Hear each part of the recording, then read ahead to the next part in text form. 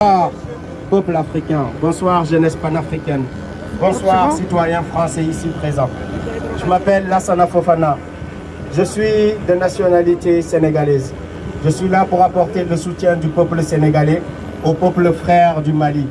Je suis là pour passer un message aux citoyens français ici présents qui veulent comprendre ce qui s'était passé au Sénégal, mais aussi ce qui se passe présentement au Mali. Vous avez appris dans vos médias que le peuple sénégalais est devenu anti-français, qui se sont levés, qui ont attaqué des entreprises françaises. C'est parce que la politique française dans nos pays n'arrange pas nos populations. C'est une politique colonialiste que la France applique à ces pays-là, dont le Sénégal, le Mali, la Côte d'Ivoire et tous les pays de l'Afrique de l'Ouest et de l'Afrique centrale et d'où vous voulez. Donc cette jeunesse africaine s'est levée pour rompre avec cette tradition. Le peuple malien s'est levé et il revient au peuple malien d'imposer la volonté du peuple. La France n'a aucune leçon à donner au Mali. La seule leçon que la France peut donner, elle n'a qu'à le donner aux Français. Nous sommes au Mali. Le Mali n'est pas une colonie française. Macron n'a qu'à arrêter ses menaces parce que le président malien ne se permettra pas de menacer le président français.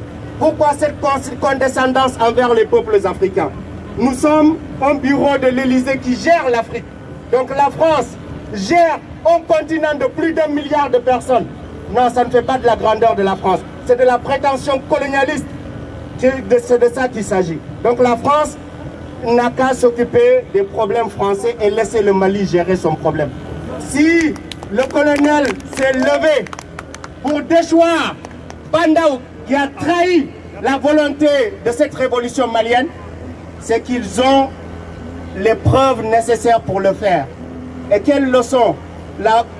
Comme ils appellent l'Union africaine, la CEDEAO, ces institutions qui sont inféodées aux institutions françaises, quelles leçons ces institutions ont à donner à cette jeunesse panafricaine? Nous avons compris que l'Union africaine est majoritairement financée par l'Union européenne. Quelle indépendance? De quelle indépendance peut-on parler d'une institution qui est financée par une institution européenne?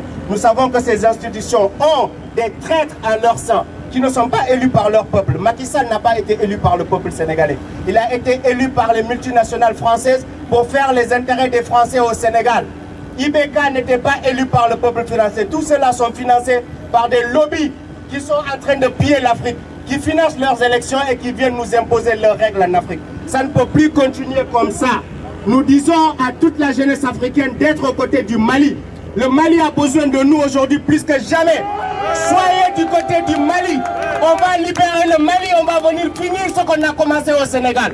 Toute la colonisation française en Afrique de l'Ouest va prendre fin avec nos générations. Avant qu'on ne meure, l'Afrique sera totalement débarrassée du colonialisme qui s'est installé en Afrique. Avant la mort de cette jeunesse que vous voyez ici, la France ne continuera plus à piller le peuple africain pour servir les intérêts des Français. On peut collaborer, oui, nous n'avons rien contre les citoyens français, parce que nous ne demandons pas le départ des citoyens français, nous demandons le départ d'une armée colonialiste, d'une armée impérialiste, d'une armée d'occupation qui se maintient dans des pays dits indépendants. Est-ce que vous pensez que le Sénégal aurait pu avoir une armée ici en France pour protéger les citoyens sénégalais? Vous pensez que les Maliens peuvent avoir une armée ici pour protéger les citoyens maliens? C'est de la foutaise, cette politique française à l'extérieur. C'est de la foutaise, cette politique française en Afrique de l'Ouest. Ils nous infantilisent comme si nous sommes des enfants toujours, qu'on n'a pas compris les enjeux. On a très bien compris ce qui est en jeu. Est-ce que nous réclamons? C'est un partenariat gagnant-gagnant. Si la France ne peut pas nous le garantir, si la Russie nous le garantit, nous le prendrons. Nous le prendrons. Et nous le disons haut et fort. Nous ne cherchons pas d'autres maîtres en Russie. Nous cherchons des personnes sincères. Cette sincérité qui a manqué aux dirigeants français en Afrique. C'est cette sincérité que nous allons chercher en Russie. Vous avez fait des alliances pour vous libérer de l'occupation allemande. Et aujourd'hui, on nous dit oui, on cherche d'autres colons. On n'a pas besoin de faire des alliances, nous, pour nous débarrasser du colonialisme français. Oui, on fera des alliances s'il le faut. On se débarrassera de ce colonialisme-là parce que nous sommes des êtres libres qui ont coupé ce cordon du colonialisme et de la colonisation. Nous le disons à M. Macron que cette jeunesse est instruite, cette jeunesse est bien formée dans des meilleures universités de ce monde. Et il n'a plus affaire à des marionnettes, des lèche-potes qui viennent lui répéter qui viennent lui répéter tout sauf l'inspiration du peuple africain. Nous avons manifesté ici à la présence de ces dictateurs. Nous avons pris chacun 135 € d'amende. Nous avons été fiers de les prendre parce que nous savons que ces tueurs sont parrainés par l'Élysée, pas par la France, pas par le peuple français. Mais ces tueurs du dictateur africain à la présidence sont parrainés par l'Élysée. Donc, peuple français, citoyens français, ce qu'il faut que vous compreniez, c'est que vous êtes en harmonie avec les peuples africains. Nous vous accueillons de façon très hospitalière et cela n'a jamais changé. Et si la France continue cette politique-là, elle risque de créer un sentiment contre tout le peuple français ici présent et tout le peuple français présent en Afrique. Donc il faut que cette politique change.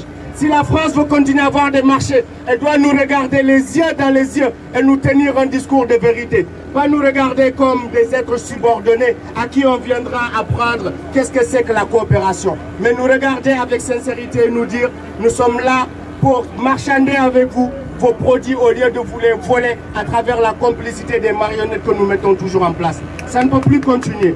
Donc nous disons que le Mali est un peuple guerrier qui a donné une gifle au colonialisme, une deuxième gifle au colonialisme. La première gifle n'est pas passée et cette deuxième gifle ne passe toujours pas. Et nous continuerons à donner des gifles au colonialisme jusqu'à ce que l'Afrique soit totalement débarrassée de la colonisation. Nous avons ce franc CFA qu'on nous impose toujours. Nous avons les bases militaires françaises. Qu'est-ce que l'armée française fait en Afrique? Qu'est-ce que l'armée française fait en Afrique? Vous êtes sur des terres conquises dans des pays qui vous dites indépendants. Ça ne peut plus continuer. Vous avez vu une armée ici, africaine? Où est-ce qu'il y a une base militaire sénégalaise en France?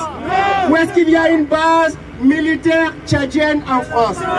Macron vient de légitimer le putsch au Tchad en prenant en place de choix aux côtés du fils d'Ébi. Il a légitimé la monarchisation du pouvoir au Tchad. Et ça ne fait pas un mois que ça s'est passé.